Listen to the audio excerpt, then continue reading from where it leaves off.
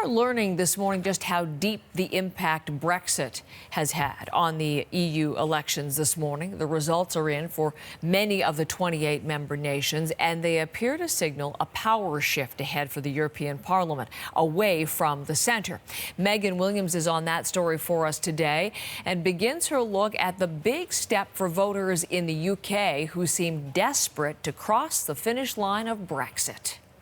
A large percentage of voters are desperate. Clearly, as we can see, many of them voted for Nigel Farage's Brexit Party. But if you add up the votes from the other parties, the Liberal Democrats did actually very well. And they, of course, are the Remain Party.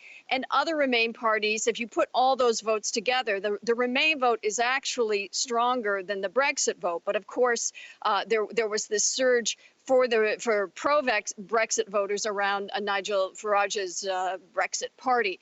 The losers were the Conservatives, who were gutted by this election, and the Labour lost as well. So I don't know if that's a message to Labour to go for Remain stronger than they have been going. But certainly the fact that Nigel Farage's Brexit Party won so many votes is going to pose continued problems for the European Union Parliament. So that's just UK. Of course, we're looking at the results from 28 member nations, and it's interesting. I mentioned the shift at the outset. Populist parties, far-right parties, a lot of support there. Centrist parties, cause for concern, perhaps, Megan.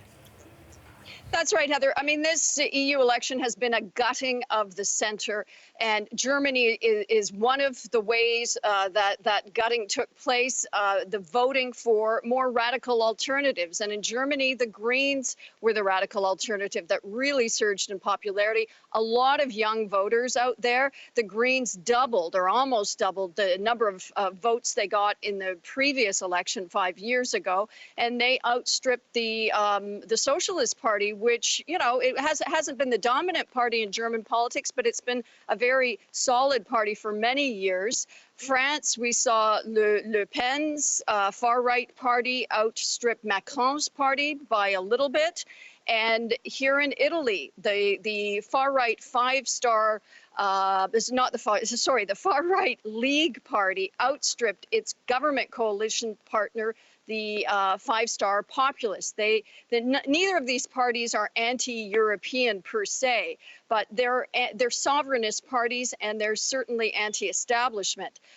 With Matteo Salvini, who leads the far-right party, the League Party, this is a huge victory, especially in domestic politics. That means that he's now basically much stronger than his coalition partner, which, when it won elections last year, was the dominant party in Italy. So Italy could soon be going to elections, but certainly on the European level, these outlier parties that have now got a lot of votes didn't win in the sense that they're not the majority in the European Parliament. They're certainly going to make it difficult for the European Parliament, those inside it who are pro-EU, to make the reforms that supporters of the EU have been wanting for so long.